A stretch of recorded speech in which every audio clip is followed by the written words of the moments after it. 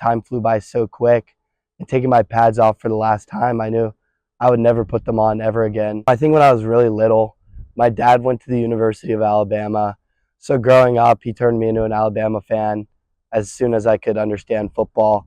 Grew up every Saturday watching games with him. So for me, August to January was always football season, and watching Alabama football every Saturday with him, throwing the football before the game. Football carries weight in the way that once you're done in high school, if you're not playing at the collegiate level, you'll never play the sport again. I never put my name into the NCAA. I never registered with the NCAA. So stat-wise on paper, I could have went and played D3 football, but that just wasn't for me. I've always been very academically focused, even though I love athletics.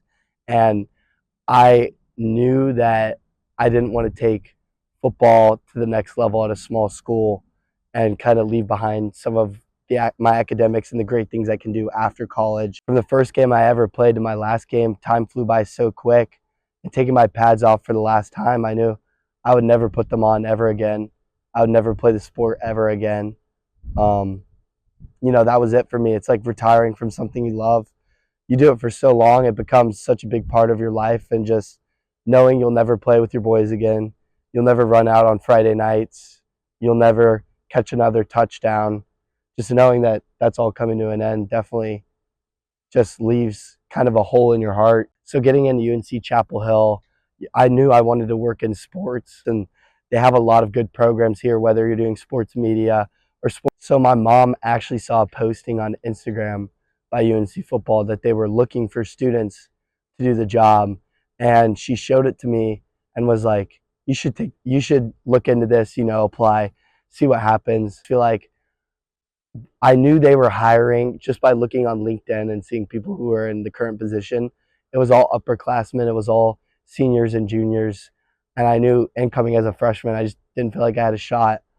And my mom just knew like how much I loved football and that hole that was just kind of lingering. And she was like, if you love football, like you'll do whatever it takes to get back on the field. And I ended up doing it.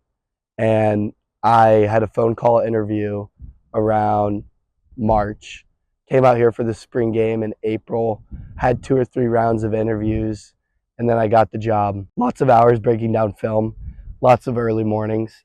I'm in here at 6 a.m. on a Sunday morning, breaking down our next opponent who played the night before. And it's 7 days a week for the most part, except Mondays they get off of practice, but they still have to come in for position meetings. I definitely was like the new kid for a little while, and it took a little bit to get used to.